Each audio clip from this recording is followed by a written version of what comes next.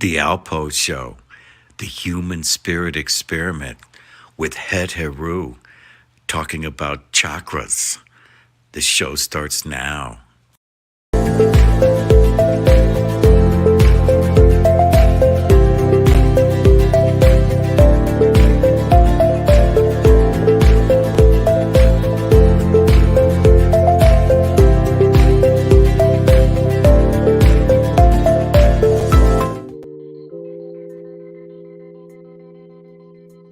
Welcome to Alpough. How's everybody doing there tonight? Hey, we already got people in the audience. Welcome. Happy Wednesday. We are at Hump Day. And I just want to let you know, today is that special day where we have Het-Heru talking about chakras. We're really excited about that. Chakras. Now, in case this is the first time you've been here, this is our 7th installment. We're talking about the seven chakras of the body. Just to give you a review, in case it's your first time here, chakras play an important role in maintaining our relationships in this world and outside the world with the divine consciousness. The universe has its own vibrational frequency and our body as well. All chakras vibrate at a defined frequency, and they are related to specific organs, glands, colors, as well as to physiological and emotional issues with which we are affected while in this life. When a chakra is not functioning properly, the energy does not flow in and out of, and the organs go in disharmony. This can give rise to respective physical, emotional, and psychological issues. Today we're going to be talking about the 7th chakra and connecting to the higher mind or voice. So now, let's get started here and bring our friend on. Ladies and gentlemen, you're in for a treat. On today's Alpough Show, we have the great guest Het-Heru, who knows all about chakras, yoga, and essential oils. Give her a big hand.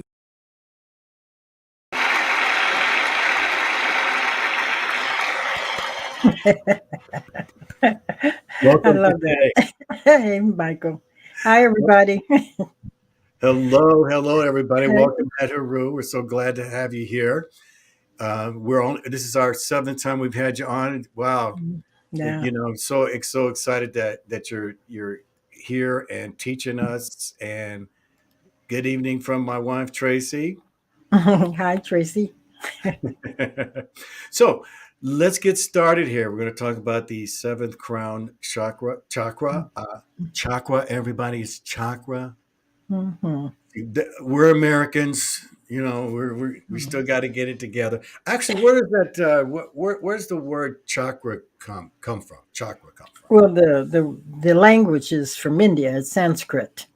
The origin of all this came from ancient Egypt, and they were called the Arits, which they called Arits, but in the Indian culture, which happened many years later, in the language, the Sanskrit language, it was known as chakras, which means wheel. Wheel. Okay. Yeah, that makes sense because it spins, right? Yeah, It's a spinning. that's right. Okay, so um all right, so let's just start on because the crown chakra is, on the top of the head, and it's a very important one. So I'm just going to let you get going, girl, because you know what to do. Okay. Well, this is, they say time flies when you're having a good time. And these 7 weeks have gone so fast, and it has been a great time. You're a great host, and you've made it really easy for me to enjoy this time with you, with everyone. Thank you so much. I always Appreciate ask, no, I always ask my guides, what do you want me to say? Because this is their work. I've been told, and I truly believe, that my work comes from ancient times. Now, Michael mentioned something earlier to me about talking about my dancing. I love to dance. I've danced most of my life. In fact, my aunts used to tell me when I was a child, that music would come on and I would just start scooting in my diaper. So I'm a rhythmic person, but it allows me also to stay connected to the rhythm of the universe. That's why yoga worked for me. Why I was able to go from dance into yoga. And as I've shared with you, my approach to doing yoga postures was as a dancer. It's making, instead of listening to music to do yoga postures, we use the breath as the rhythm to connect with the rhythm. I wanted to share something with you.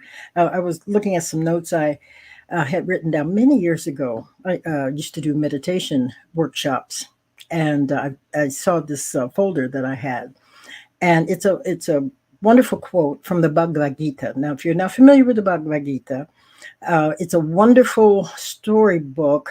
The story of the Mahabharata War is in there. And it is basically the good guys against the bad guys and the war that had to take place and the choice that the good guys made to have Krishna as their guide and the bad guy using just to have a lot more warriors, a lot more people out there fighting. And just as they're getting ready to go into battle, um, the good guy stops and says, "Wait a second." He's telling Krishna, who was considered the Godhead in that time and in that culture and in that story, "I can't do this." Kind of sounds familiar to what's going on in today's world. These are my family, my friends. I don't want to go into battle with them. And Krishna tells him, you have to understand that a lot of this has been set out already, set up, and that you're just a player in this. He reminds uh, the person that's asking this, Arjuna, Krishna is reminding Arjuna, there's no such thing as death. Now, that might be very mystical or very esoteric to you, but there's always meaning behind all of these stories. That there is no life. There is no death. That life is, always has been, and always shall be. But this is the role that you've agreed to participate in. So stop fighting this and go on and do what you're supposed to do. And that's a lot of what we're seeing in today's world. This makes no sense why someone would want to create war, why someone would be so greedy as to want to take over another country or to kill the people of that country. There are things that we may never understand. I certainly won't pretend that I understand them. What I do is to let go and let God. I I keep a higher thought as much as I possibly can. I pray for and affirm um, words that help us to stay in a higher vibration because this will pass, and probably because it's the nature of this planet, we'll have more stuff like this in the near future. It's just until the planet has become sacred. That's the role of planet Earth. It's an incredible school. What I've learned is that the basic lesson is about love. And if we can rise above what appears to be and stay in a loving energy, and if we can live by faith and not by sight, then we'll find that it is a lot easier. So, what I was saying about dancing, when I leave you folks today, later on in the evening, I'll go out with a friend of mine and we'll go dancing. She and I love to dance along with several friends that we have. But uh, tonight we're doing salsa. And that's one of my favorite approaches to dancing. I love the rhythm of salsa. And but what it does for me, again, it helps me to stay in that rhythm of the universe. Um, Music that is African based, like salsa is my favorite approach to dancing this type of dance. Many years ago, when I first moved to Las Vegas, 7 years ago, some friends took me to one of the casinos that offered salsa dancing. And a gentleman came over to ask me to dance. And I remember at one point he stopped me. He says, "Oh," he says, "Oh, you're a good dancer." He says, "You do old school." And I didn't know what in the world he was talking about. What do you mean old school? I'm just dancing salsa. This is the way I learned. And so I asked a Puerto Rican friend of mine, what did he mean by that? And she explained that the styles that young people are doing now, and there are many in their approach to dancing salsa, is not is more spinning and turning and this and that, whereas old school was more tapped into the rhythm to connect with the rhythm. Well, this is something I want folks to understand about yoga. I have been connected to this teaching since I was 19 years old. I've seen a lot of changes. Some are good, some I don't agree with. I was blessed. I had the first lady of yoga as my yoga teacher. I had teachers at that time who have made their transition. But here I am, this young woman, this young girl who, grew into her womanhood with these incredible metaphysical teachers. Dr. Joseph Murphy, who wrote The Power of Your Subconscious Mind, that was living in LA at that time. And I could go and study with him, his workshops and whatever. So many incredible, and how blessed I was. And then again, Swami Satchidananda was around, and Vishnu Devananda. I mean, it was just an incredible time to be involved in this science. They say when the student is ready, the teacher appears. And this student was very ready, because once this art, this science was given to me, I just embraced it. It became my passion. It was my sole focus. And of course, that led to my being able to open up the Harriman Studio of Yoga, and all the wonderful lessons I learned from that, from all the wonderful people who came to me and that I learned from. Michael asked me how much traveling I have done. My traveling is in the near future now, and now I'm able to do that. But I explained to him, I said, I didn't go anywhere. It was like the travels were brought to me, because I studied with or taught members of the Bolshoi Ballet Company, and it was an incredible time in my life. So in the Bhagavad Gita, there's something I want to share with you, and I want old school. Okay, this is an old school understanding of this thing called yoga. Hear now the wisdom of yoga, path of the eternal, freedom from bondage. No step is lost in this path, and no dangers are found. And even a little progress is freedom from fear. See, so by putting what we've been sharing the last 7 weeks into, utilizing them, freedom from fear, because this feels like, I know it's a very frightening time, but if you accept what appears to be, and instead getting a sense of what really is, it makes it much easier. Well, I think we should dance. I like that. I love dancing myself, too. Okay. I got the moves. I got the moves. Everybody. I just wanted to share that I want you to understand what yoga is. It's not getting on the floor and stretching and holding postures. That's only a minute part of this thing called yoga. Yoga is your understanding and your approach to life. Okay, it is what you do to stay in your power. Because as I've shared with you, there are, if I recall correctly, like 17 different definitions of the word yoga. The most popular one is union. I remember Indra Devi teaching, but the most accurate one is yoke. That the yoke, you're in a cart, a carriage, and you have the horse ahead of you, or the oxen. And then here's what connects the cart with the animal, the reins here, that's guiding the one that's carrying you to where you're going. See, so that's what yoga is about. It's to help guide you to where you want to go. Now, if where you want to go is peace and harmony and all those other wonderful things, lack of fear, whatever, health, goodwill, then it's necessary to practice certain things that'll help to support you and assist you in that. We're talking about the crown chakra today, Sahasrara, as the Indians called it. And it is that connection to the divine mind.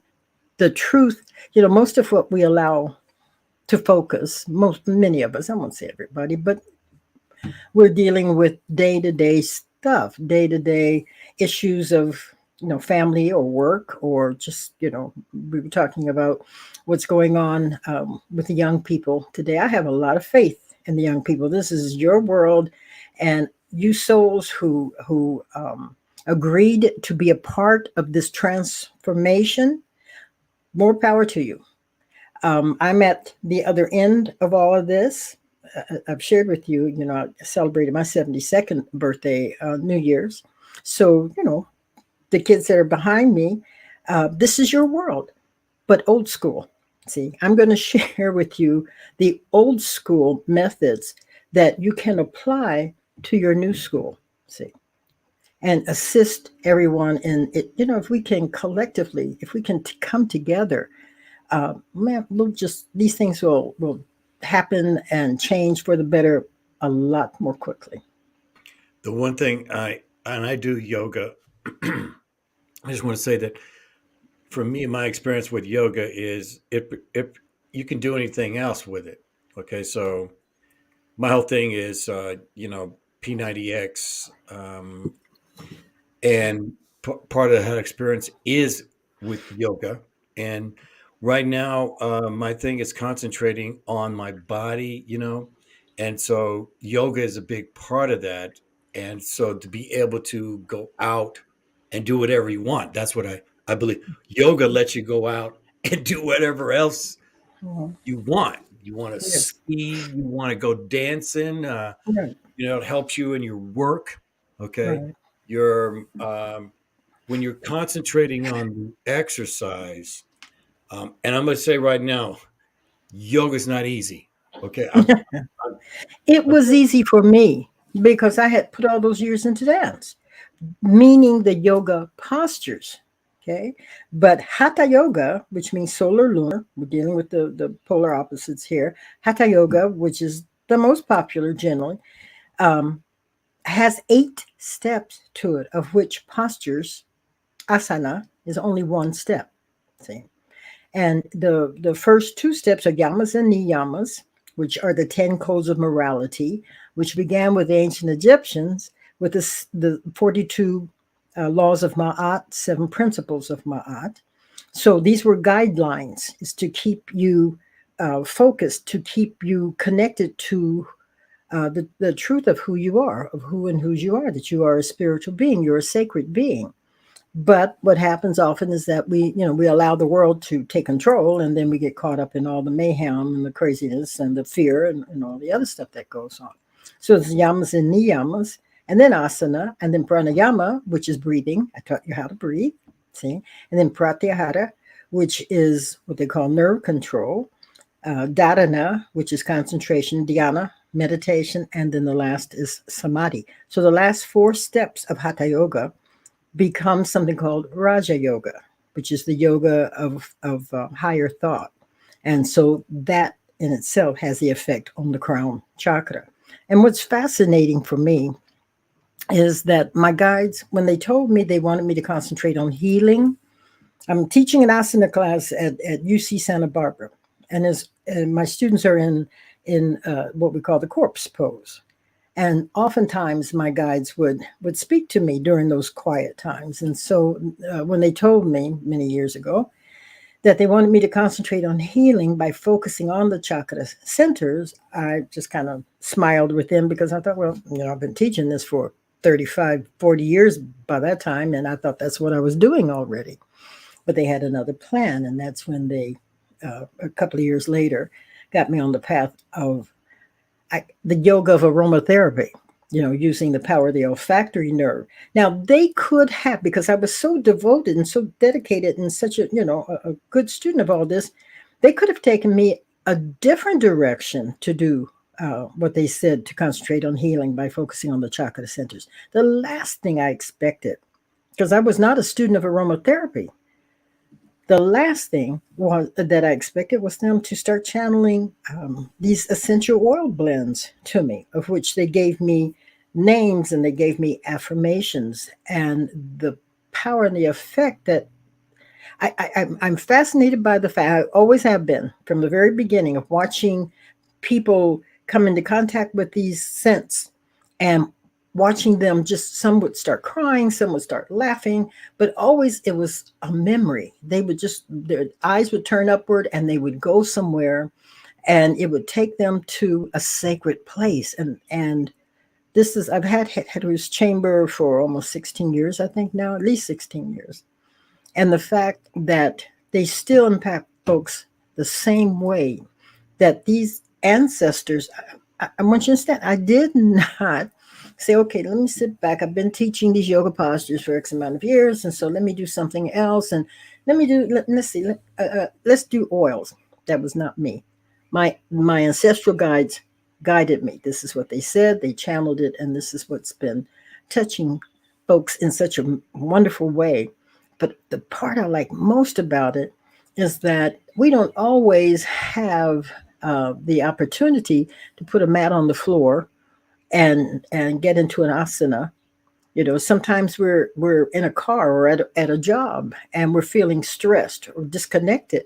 And how wonderful you can take this product and apply it, because I always tell folks to put it on your pulse points, because that's, you know, this is what I prefer about essential oils to perfumes, because perfumes often just sit on top of the body and not connect with your body chemistry. Essential oils connect with your body chemistry. I can smell sacred love oil in one person, or I can smell it on another person, and oftentimes it can be very different, but it always smells good. So the fact that folks can take this and apply it and just get a sense of relief like that, this is one of the things I love most about these essential oils, these sacred oils. Been 15 years. Yeah. Okay. I've been Oh. using these oils. I am convinced that it can change you. As you said, when Tracy wears the oil, a Mhm. different one, it is a different feeling, aroma, so to speak. Mhm. It's still in the same vein. Don't get me Right. wrong, but No, it's no. like your own oils of your body kind of blend Sure. with it, Right. and so it smells just a little bit different on each Mhm. person, in Mhm. a good way is what I'm saying. We're going to be take a quick second here to tell you we're really going to start pushing these, and we want to make it so that everyone can have one of these oils, and we're going to be doing a 28-day. What are we calling it now? Chakra balancing. I'm going to guide you through Yes, each week. Now, see, it's 28 days, but I don't know if we're going to do it all 28 days or if we're going to do, well, I guess it does add up to 28 days. But each time I come to you, then, you know, we'll work with that. We're still working it out, right. um, but it's a guideline. I'll guide you instead of you having to rely on your for yourself how to do it. It's I, easy. It's so easy. yeah, It's ridiculous. I know of other people that you've done it with that have had great success with it, and Mm. I know for everyone here that you may not have thought of what essential oils, what they really mean or what they really do. It's almost like you might have thought, well, it's a perfume, because Mhm. they smell incredible, okay, but it's a different. It's different the way the oils are made and the combination of it. Um, Oh, could you go in? I want to go into a little bit about, since we're talking to the essential oils, about the essential oils, about the balance, how it just balances you. Maybe go into the seventh one that we're doing, that we're Okay. talking about today. Because there's memory with them.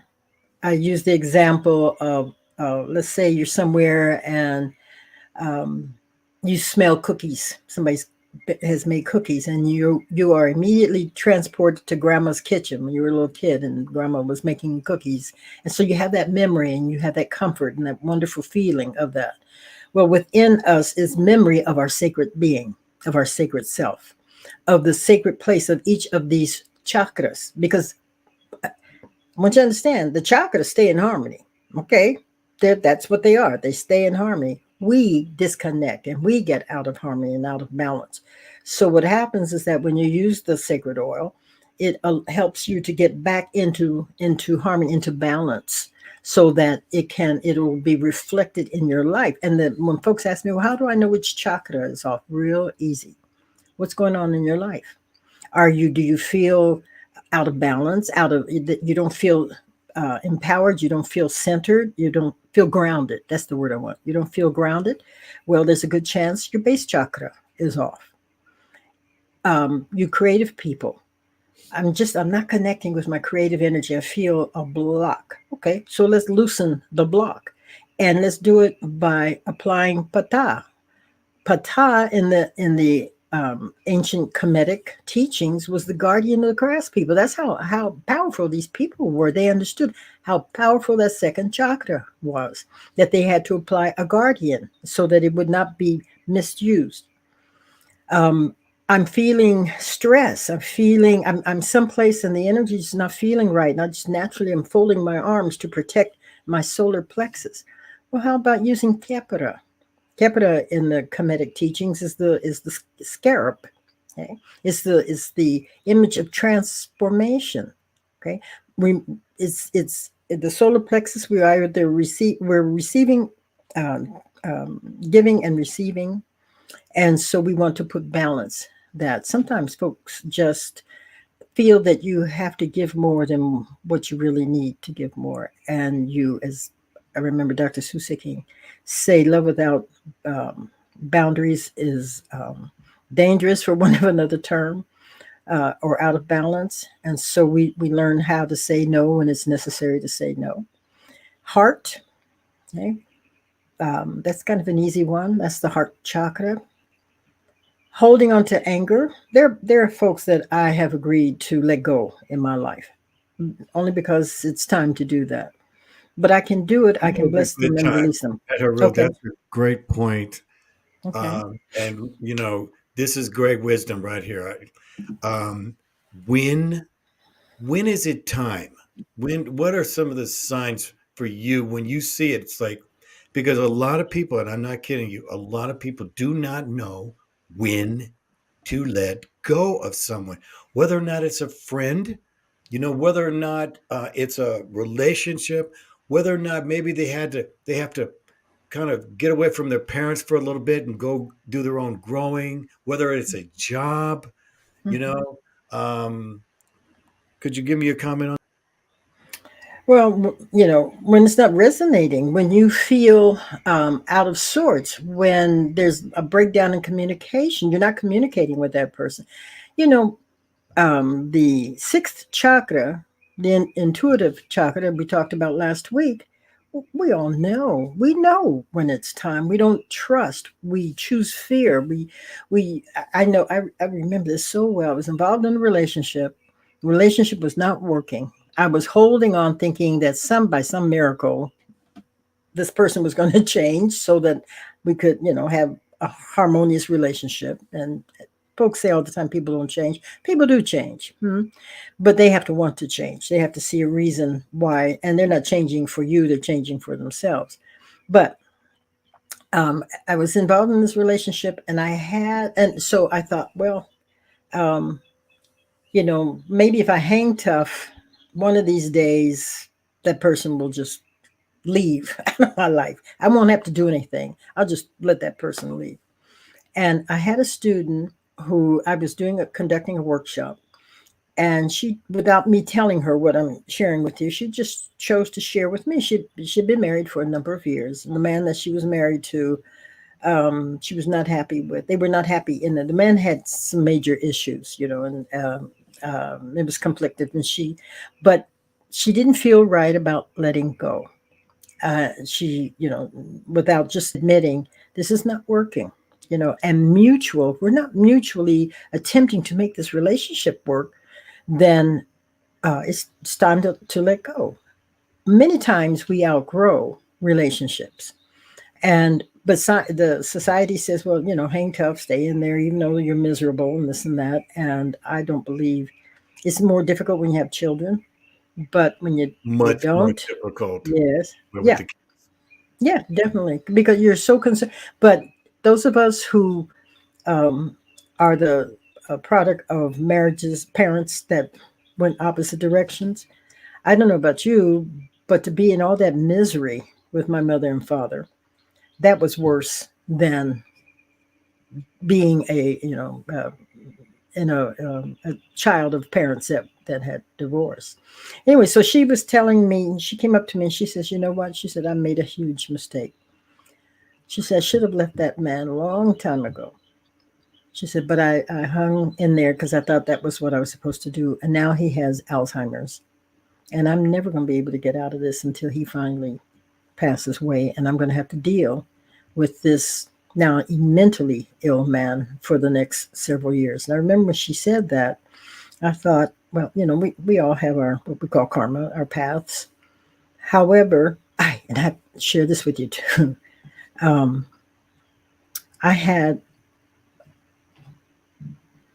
anyway. Let me finish this. Okay, I'm sorry. They talk to me sometimes, and then I'm listening, and then I'm going to share. Anyway, so when she told that to me, I thought, okay, Het-Heru, um, be honest. Just be honest. Is this working for you? Is it working for him? And I just had to, say to him, "Is this?" I asked him, "Is this working for you?" And he said, "No." And so we agreed to go our separate ways. But it's called courage, right? If something's not working for everybody, it's not working. If it's not, and sometimes we choose to stay in relationships where the other person is the one that's getting the most out of it, and we're miserable, but it's working for the other person. Sometimes those people, caught up in such their own misery that they what's the old saying, misery loves company. So you have to apply courage and love yourself enough that you let go of something that's not working for you. I think each person is, of course, it's people get married for the wrong reasons and the All right the reasons. time. Yeah, all the Okay. time. Um, I think that when we are growing up, and my parents didn't have, the greatest relationship, and there was a lot of yelling and things like that. It was I personally, I didn't want them to break up. I wanted them to break up after I grew up. It was really, Yeah, right. you know Yeah, what I mean? It's like, yeah, sure. yeah, and they said that at least my dad. Okay, my dad was very, because if he left, Hmm. that he was the one who, you know, supported the whole family. Hmm. But I'd like to, to keep going on here, but to talk, get into a little bit about self honesty, Heteru. Most Hmm. people, that's one of the hardest places for people to be, and it Mm. goes on the inside of their mind. Okay, Right. you have, all kind. There's people who are narcissistic. You have the people who Yeah. are depressed. They're angry. It's all these new terms. PTSD, CPTSD. Yeah. Everyone has this the trauma of the world. Really. Hmm. So how how do these kids now? We really I have a lot of young adult people that I know, and Mm. this seems to be the one of the hardest things that's going on in this world now. They're the ones who are that have the major inflation, as we Sure. see there.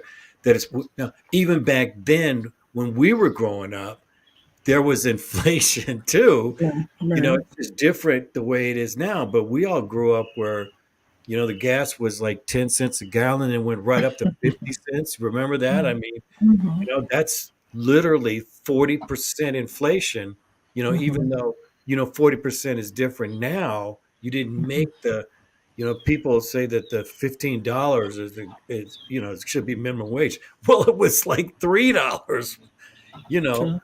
back in our Hmm. day, So self honesty and just and then the balancing, how to Right. create something, a balance in your life. Mm. Well, we're talking about the crown chakra, and that's the connection to the higher mind. knowing the truth of who and whose you really are. And also, I want to say this: the best way to teach children is be an example of what it is you want to teach them, because they're smart. And we can, the old saying, talk is cheap. We can talk all sorts of things, but if we're not living it, they know better. So I am a big believer of meditation. And those folks who say, well, I just can't, I can't shut it off. I can't stop my thoughts. And, as I've shared with you, it's not about emptying the mind. Good luck with that one. Why waste energy? As the mind is a mental vehicle. It's like one of my favorite examples is attempting to empty the mind is the same as attempting to take the wet out of water. But you learn how to direct the mind. See, that's back to that yoga, that yoking. Instead of letting the mind be all over everywhere, dear folks. Okay, all right. So I was thinking about this today. Before what's going on in Ukraine and Russia, whatever. Not that much, not that far back. It was every day COVID. And before then, it was something else. That's just the world in which we live. And it's not going to stop anytime soon.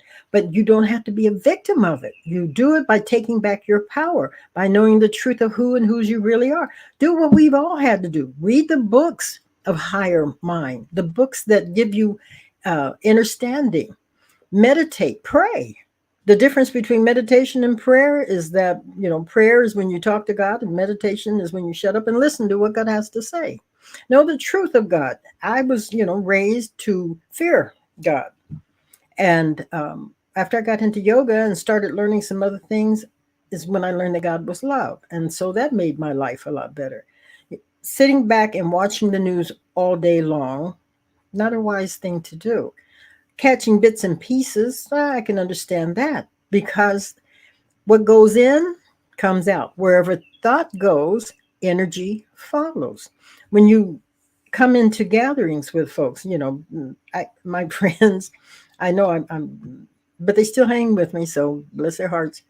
They know I don't like it when they're going on and on and on about their physical ailments. As one minister used to say, they're organ recitals. It's like, okay, come on, let's, speak what you want to experience.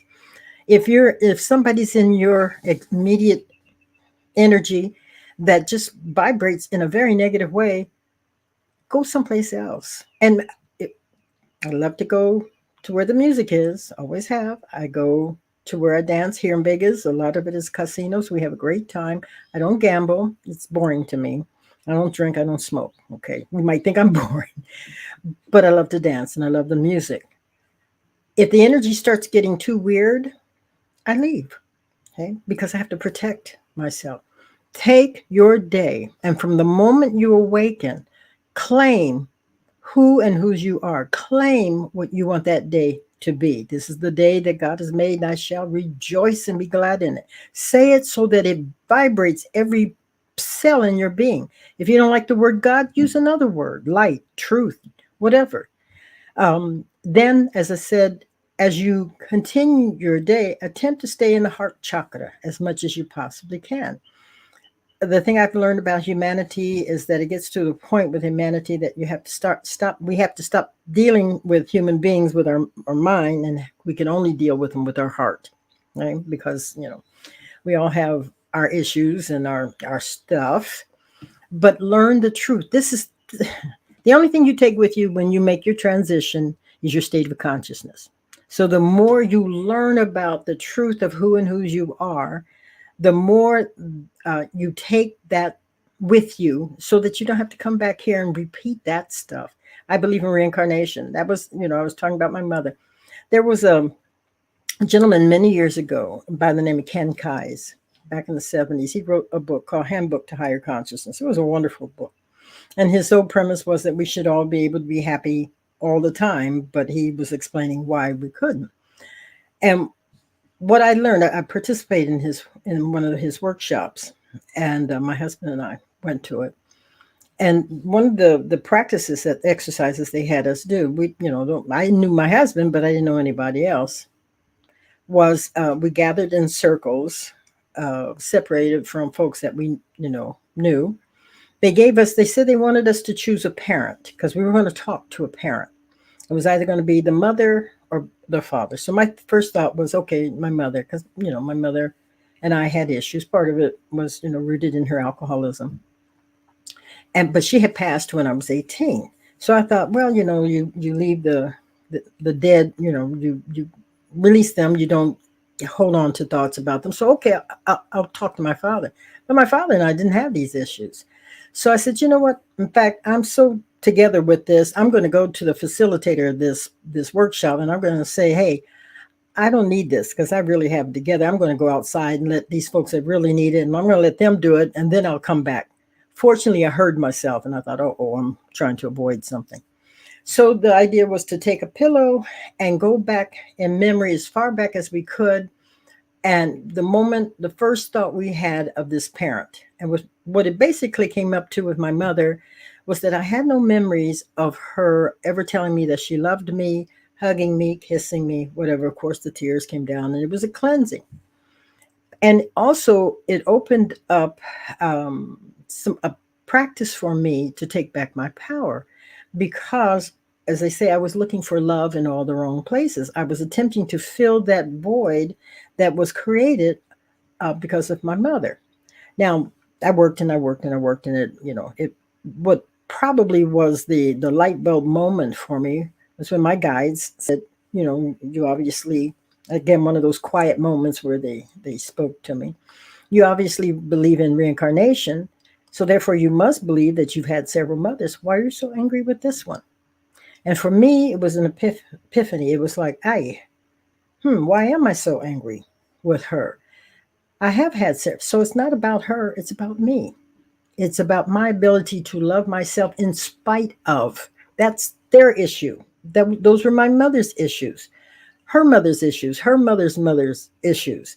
They don't have to be my issue. Young people today, Michael and I were having this conversation about their lack of communicating. Well, they communicate the way that they're communicating with the tattoos and the this and that, things that I would not do. I've been told it's tribal, and well, it is in its nature. But as we who are older, it's important for us to learn how to listen to them. Okay, because they're saying something. Now, see, rap music, I don't listen to rap because I don't understand what they're saying. I won't lie. I don't understand what they're saying. But I respect the fact that this is a part of their culture and their time and their language. Well, the rap music's changed over the years because I do remember when it first started back in the 80s, late 70s. So I was around there. You know, as you were talking, I realized something that hit me. This was years ago, like literally, I don't know, 30 years ago or whatever. I was from the church. I was and could have been a pastor. Mm. It was going to be part of me. But the one thing that always bothered me, and I want you to know, and I'm saying this to share with the audience because a lot of people wonder, why did you leave the church? Why? Mhm. What made you? What was the main thing? And it hit me or reminded me when you were talking. And there was only one scripture, Mm. one, that made me leave. Okay. And it Okay. was, the fear of the Lord is the beginning of wisdom. Hmm. And that was the one, the because for me it should have been, the love of the Lord is the beginning of wisdom. Yeah. And so I always thought, and I'm saying this, I'm going to give you a second here, but again, to me it was over. It was Okay. I hear over. you. I hear you. Okay. Mm-hmm. Um, that this was all based on fear. Mm-hmm. Yeah. And now I've eliminated that word literally from my vocabulary. And now I replace that with, the love of my mother Sophia is the Mm-hmm. beginning of wisdom. Mm. Okay. That's great. And so, I want, and this is my next point here with the time we have. It's just Mhm. flying by, as I like know it it's always fun. Yeah, does. yeah, that's true. Um, the fear. I people are locked into it. I think this is another reason why people scream out, why people are not Mhm. communicating.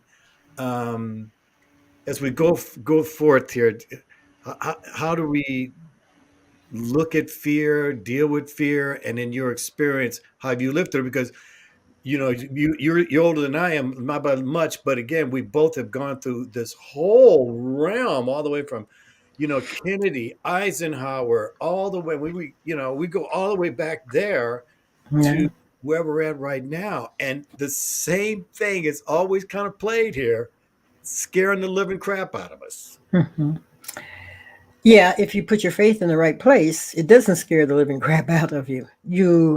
Like I said, you learn to live by faith and not by sight. What appears to be is what it is. It appears to be. What I choose to do is to apply my faith in that which, uh, whose nature is loving. When you've been raised in a thinking that you've been taught, excuse me, to be fearful of that which created you, then yeah, you're sitting back waiting for the other shoe to drop. But when you've learned that God is love, it's 10 times easier. And that's what I learned in the practice of Bhakti Yoga, which is the yoga of love. And my teacher was Satya Sai Baba.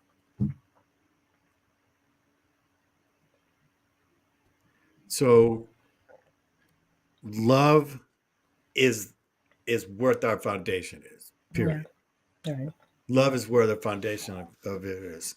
There is I think that for a lot of our kids, they didn't grow up on the right love, so to speak. I mean, I know it was really hard. I had a father. My father didn't, he didn't give me very many compliments. Okay. Hmm. But he was hard on me, Hmm. but I knew why he was hard on me. It took Okay. me till later on till I Yeah. understood, and my cousin would go, "We just love your dad. We can tell him anything. He's always encouraging." Because I'm like, "Who are you talking about?" He Yeah, was the complete opposite of me, but his job was to raise me and get me ready for the world. that's right. Okay. That's right. The Um, same way with my mother. She gave me a strength that in her disconnect, what felt like disconnect, was really, she gave me kind of an underground um, sense of strength and courage. So for that, I'm very grateful. Now, for people that are trying to clean up their life, there is a time when you have to let people go. Okay. I know we touched on this a little bit earlier. How do, here's a question. How do people draw the right people in their life? By being the right people. That's all. It's not difficult, folks. You Wherever thought goes and feelings, wherever thought goes and feelings to support go, energy follows. So if you're sitting back, focusing on, um, how to harm another person or anything like that, or just not being a caring, loving, conscious being, and also understand this: the belief that we have that we're only a half being, and then somebody else comes and creates us to be a full being.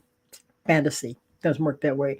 Because of the law of attraction, we attract the equivalent of who we are, of where we are.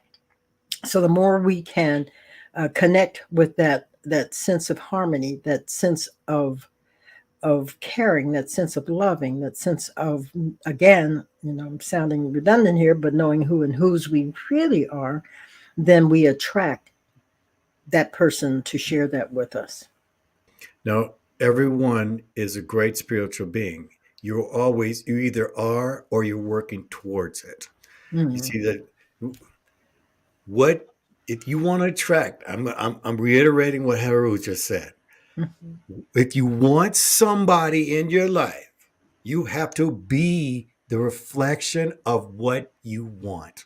That's true. Now, that may mean to take some time to That's work true on too. yourself. Okay.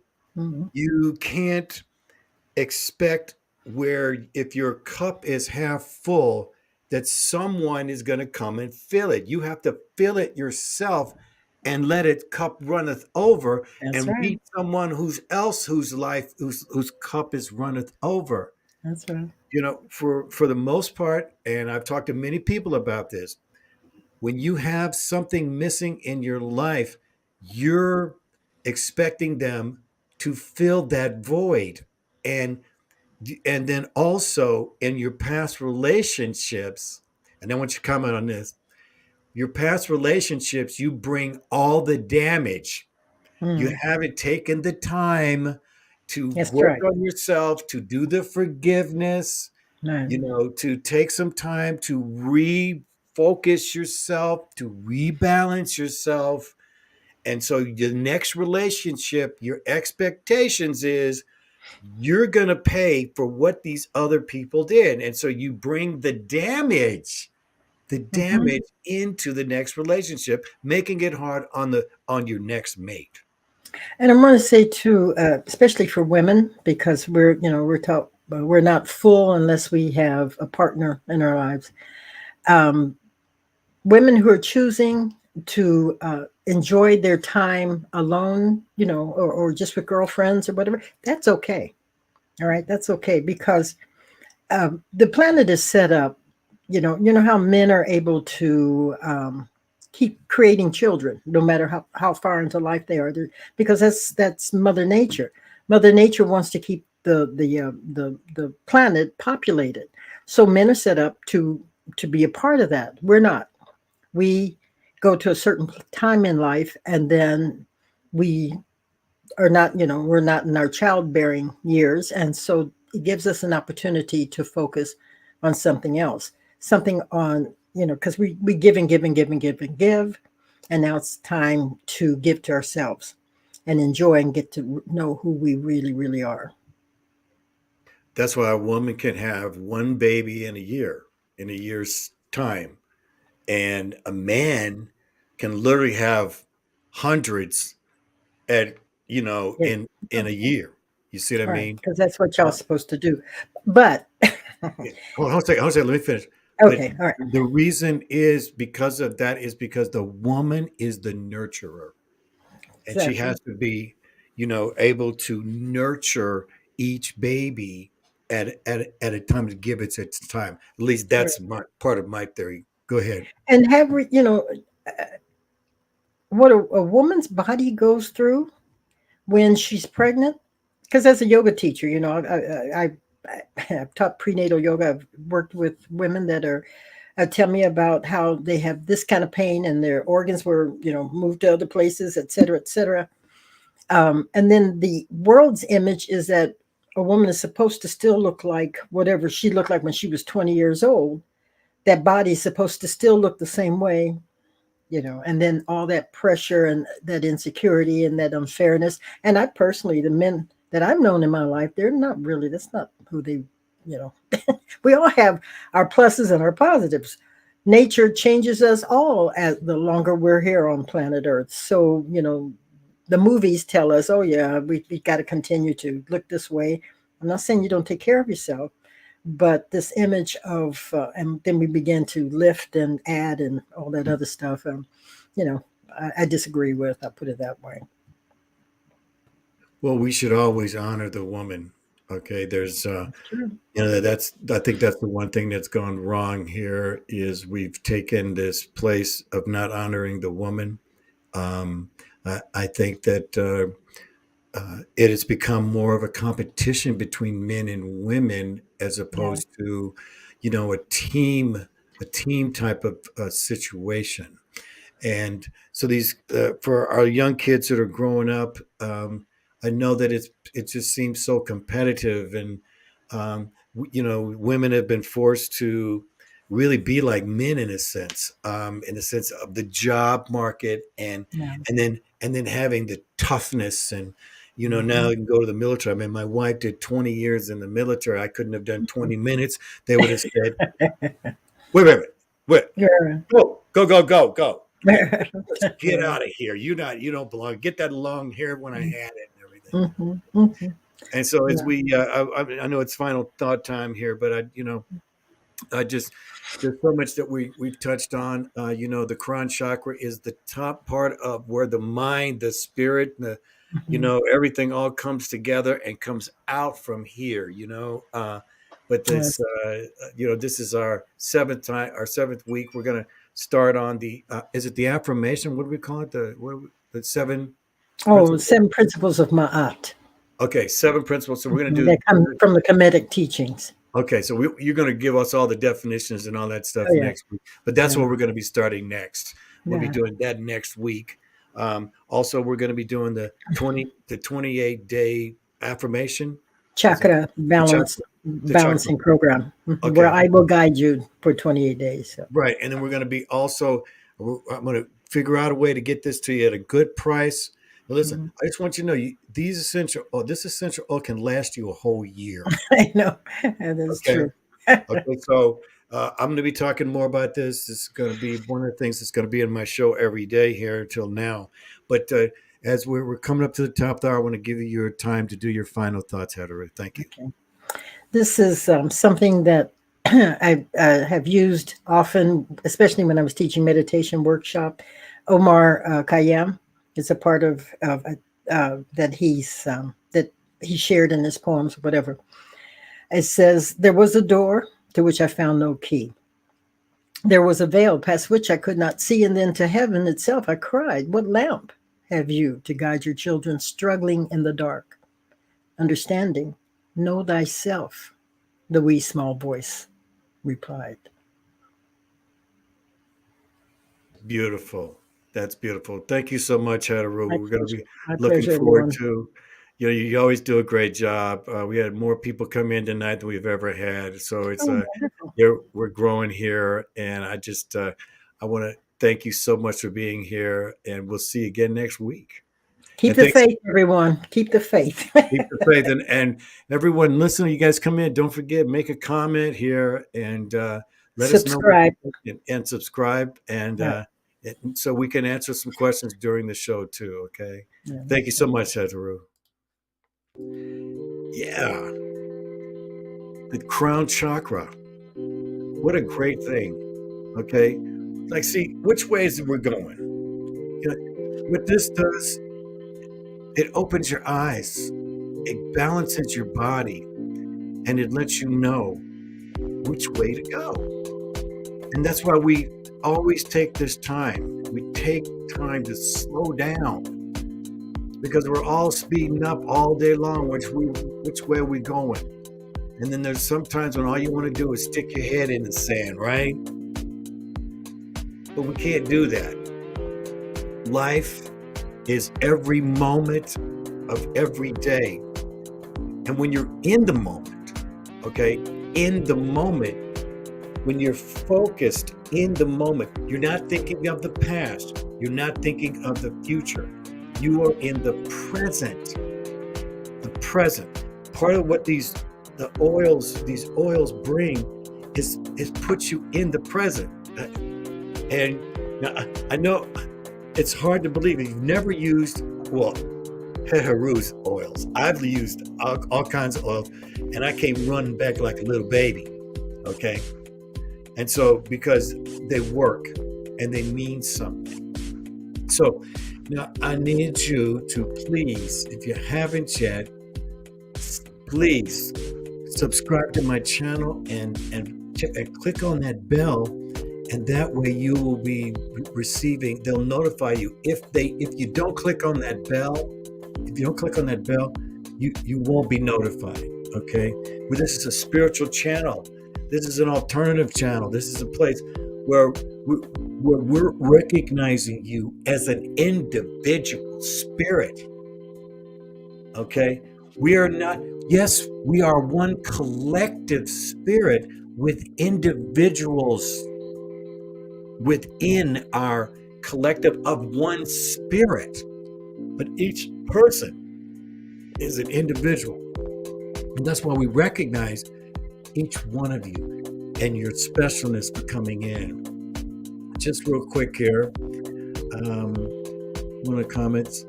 Thanks for Tracy. A lot of great info given and received. Always remember, you are sacred. You are a sacred being, and your body is a temple. Absolutely. And let's see, Amanda says, thank you for the wisdom. And looking forward to your teachings as we go forward on these next 7 weeks. And then we'll be doing the 28-day chakra balance here, okay? So thank you again so much, Het-Heru. Such a great time having you here. The time just goes by so fast. It's always my fastest show for some reason. Listen, I'm going to be on a little bit later. I'm coming on at 9 again this time. And we're going to be talking about listening like I did. We're talking about listening. And also we're going to be talking about fasting, how fasting can make all the difference in your life. So thank you again, Het-Heru. Thanks for everyone. Thanks for the comments, everyone. Appreciate you all coming in. And we will see you later on tonight. Thank you so much. And also, check out here, subscribe to my channel. You can just click on right here. And here's a couple of videos that you're going to see. These are the ones that are going to be coming here later. We'll see you next time.